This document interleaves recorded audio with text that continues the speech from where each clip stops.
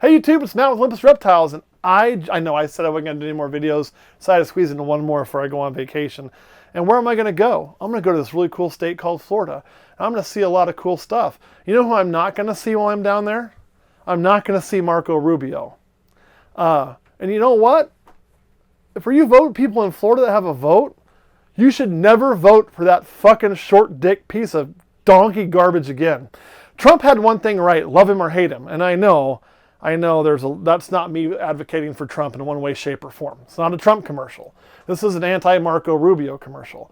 He always talked about how his little hands, little Marco he called them. Well, little Marco has now reintroduced the LACEY Act amendments back into Congress. So if it passes, we're back to having a white list of animals. A white list of animals is very, very bad. It goes from right now where the government has to basically show, or FWC, or whatever the agency you're going to use, the federal wildlife, not the Florida, but the federal, has to show that an animal is bad for it to be banned, or banned in an area. If they say this animal is really bad for us to have because it could be invasive and do all this, then they can get it where it's outlawed. That's the current system. If you go to a whitelist system, which also, just throwing this out there, and we say things like whitelist and blacklist, doesn't that kind of sound a little bit, pre-Martin Luther King Jr. racist bullshit? Couldn't we come up with some new names for that? Anyway, if you're going to have this whitelist kind of thing going on, what that means, and you'll see why I think it's some racist, stupid name and shit here in a second, is that you now have to advocate for why an animal is good to keep and not a problem. And if it's good and not a problem, it goes on the whitelist. Shouldn't we call it why don't we call it a green list, like green go, red stop? Right now it's white good, black bad, and that's Marco Rubio, you racist fuck. Why do we have those names in there? And I don't know if he's really a racist fuck. I just don't want anybody to vote for him because he is literally trying to promulgate stuff or promote stuff that's going to take away our animal rights. That's what he's doing. So if he's going to do that under this guise of, I just want to get votes and it's good for this, and it's good for Florida, and wham, then go pass some shit for Florida, you piece of shit, and stay the fuck out of the Congress. You have no business passing rules for Kansas, California, Oklahoma. California passes enough of their own rules. They don't need any help, trust me. Missouri, Texas, any other state other than Florida where you live. And you've done a good enough job helping muck that place up. You guys have got to start controlling your vote. And while I love that USARK puts this information out there, I have a question for USARK. I do. You guys collect a lot of money from a lot of people. I've seen recently large donations going to you. Why are we not using that money to back candidates that will run against these assholes that will file these rules? Why do we let assholes like Rubio run amok, and then when he does something stupid like this because he's got a brain the size of a fucking pencil dick, then we're out here putting little videos up talking about it? Why don't we actively campaign against these people and put money into local elections and money into federal elections for people regardless of party? This is not an issue of Republican or Democrat. Truth be told, I tend to vote a little more to the right, if you want to know the honest truth, because it's usually pro-business. Marco Rubio is also Republican. I would never vote for that slimeball asshole in my life. I did vote for a Democrat governor here in Kansas because she promotes business. It's not about party. This is not a party line issue, okay? This is an issue where we need to be also, no matter what state you live in, contact your congressman. I will be doing that, and I'll be saying that dipshit from Florida who's got the dick about 2.5 inches long because he's got those little bitty hands. Actually, it was Trump with little bitty hands, wasn't it? Wasn't it Marco trying to tell us, no, I've got big hands. I've got big hands. Marco, you're a fucking idiot, man. You're passing laws that you don't even understand. And our congressman will also vote for that shit if they tack it onto something that they like if we don't speak out. So speak out to your congressman. I don't care what state you live in. You have to tell them, a couple things I want you to tell them. I want you to email them. I want you to write it. Whatever the hell you want to do, I don't care how you do it. And here is what I want you to tell them. One, be professional, unless you're in Florida. He's already introduced it. You know how he's going to vote. If you're in Florida, you can write hate mail to Rubio. As a matter of fact, Write him actual hate mail. Write him as much hate mail as you want. No violent threats. I'm not advocating for violence against the government. I do not believe in that. We do that through the ballot box here in America. At least that's how we're supposed to do it, unless they get too over oppressive, and then you can ask England how that worked out for their ass. But we're not anywhere near that in our world right now. So, but write him all the hate mail you want. Talk about him bad all you want. Make little signs about him, memes about him, whatever you want to do, because fuck that guy. He's already lost. He has lost us. We will never get him. And you guys in Florida should be every chance that you get when you talk to somebody talking about why they should not vote for Rubio. It should be anybody but Rubio.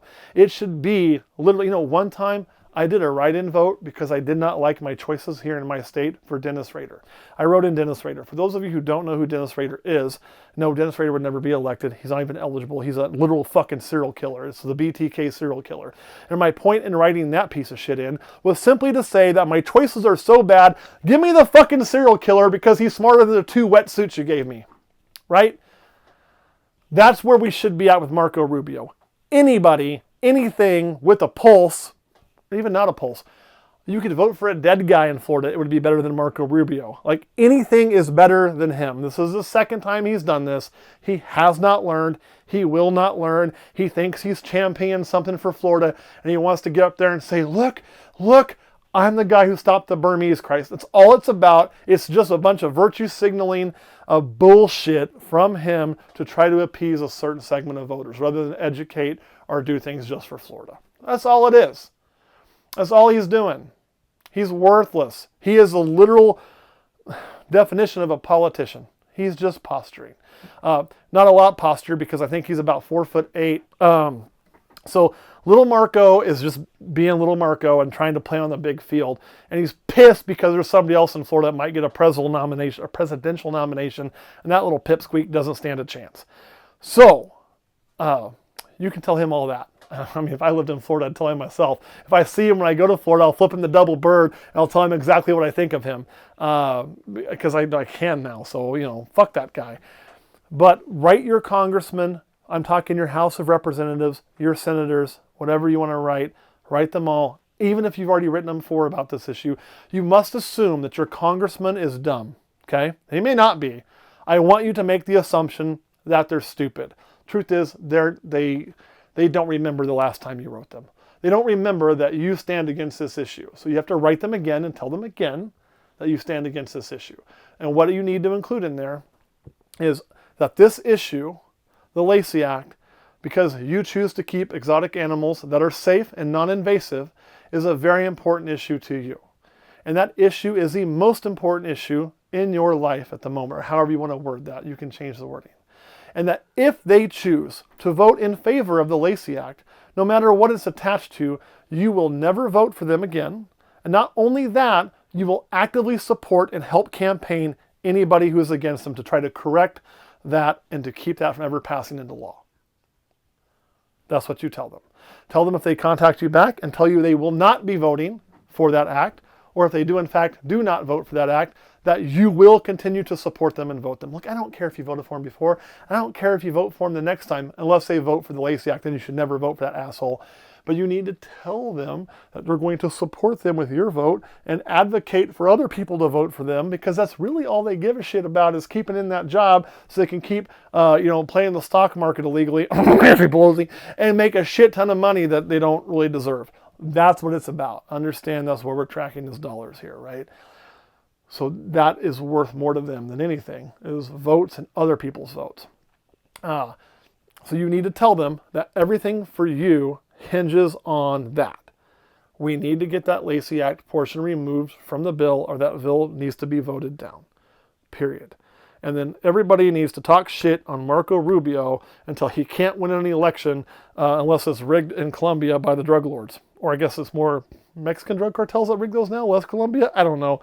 I mean, fuck, man. Back in the day, who could win elections? Pablo fucking Escobar. That's right. That's all I'm saying. And Marco Rubio is no Pablo Escobar.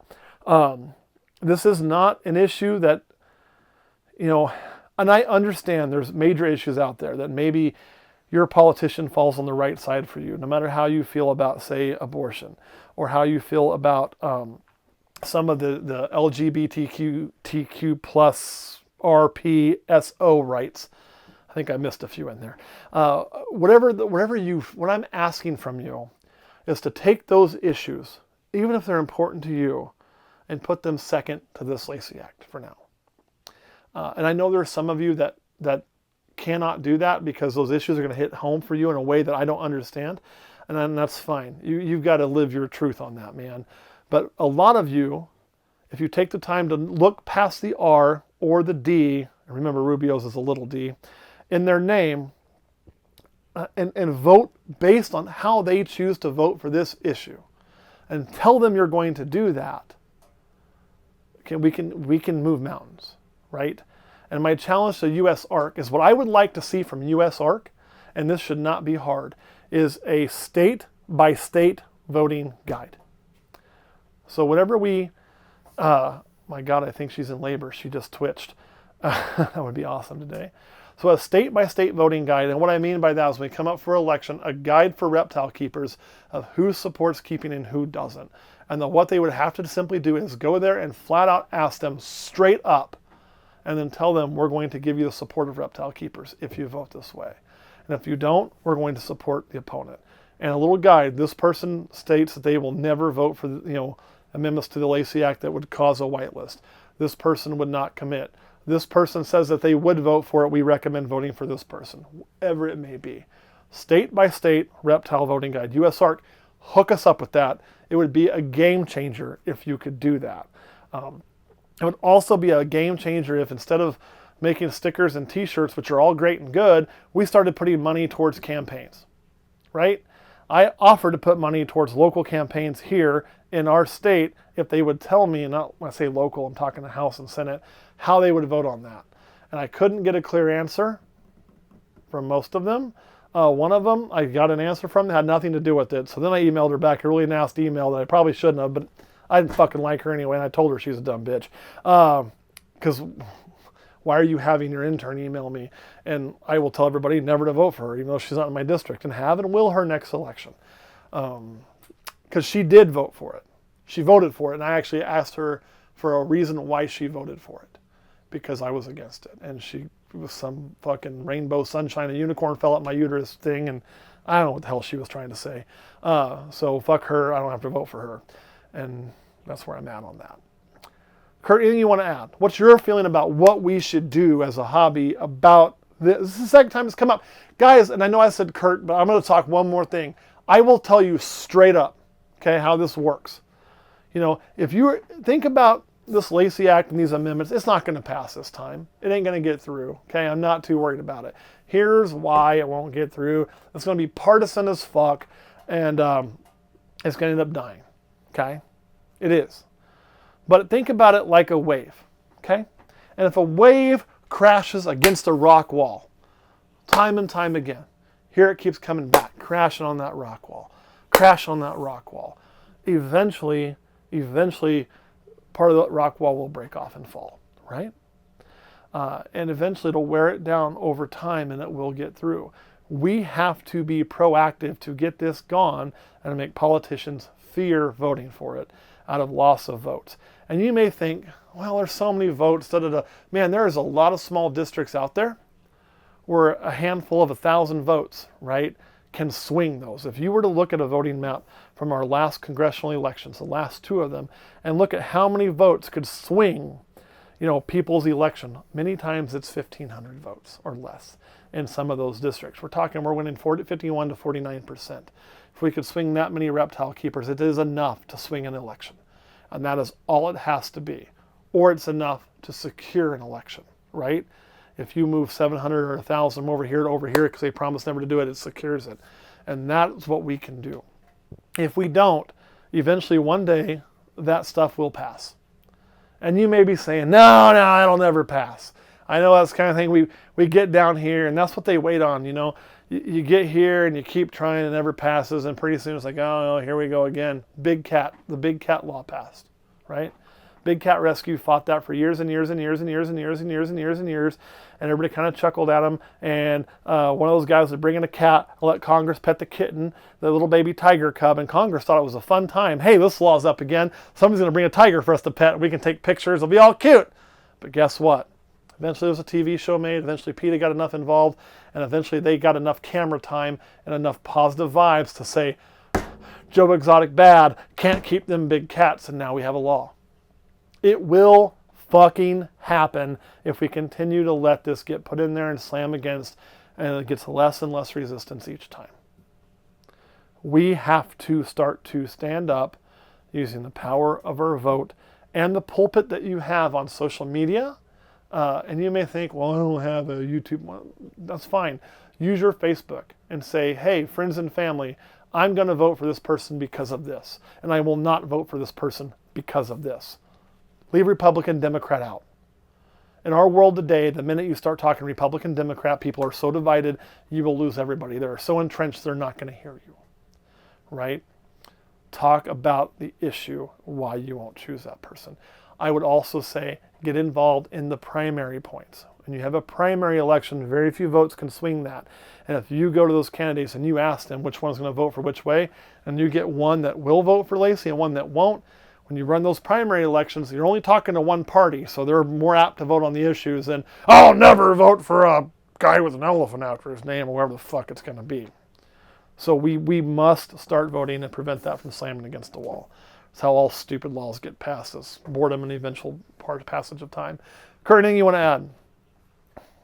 Just to try to stay educated and organized and use our votes to, make sure that laws that don't make sense don't pass. Mm-hmm. Yeah. I mean, and that's any law that doesn't make sense doesn't pass. It just happens that the reptile laws are the most important to me right now. If that LACEY Act goes into effect and you can't ship a ball python across state, and you think, well, the ball python is going to be whitelisted. Probably. For now, it won't always stay that way. It gives the government a chance to just line through something. And then you get the wrong person in the wrong spot who's got some money coming in from PETA. Whoop! It's done. Whoop! Ball python's gone. Whoop! Hamster's gone. Whoop! You pick it. It's gone. It'll happen. It'll happen. We must stand against that now to make it not happen. Caleb, anything you want to add? So what do you feel about Marco Rubio? Would you ever vote for Marco Rubio at this point? Kurt, would you ever vote for Marco? If Marco Rubio moved to Kansas and wanted to run for something here, would you vote for him? No. I wouldn't vote for Marco. I would. If he was running for some office, I would clean my toilet with his tongue. He could do that. Other than that, fuck that guy. Never, ever, ever, ever vote for Marco Rubio. Please, somebody send this to his campaign. Marco, you want to come on and you want to tell me why you think this is such a good idea? Open invitation. I'll even be nice and kind. And you explain to me why this is a good idea. We'll take questions. Call it a campaign event if you want. You're going to have a tough road to hoe. He won't ever come on here. He'll never see this. And I promise not to even call you Little Marco. I'll even eat a Marco's Pizza from Junction City if you want to come on.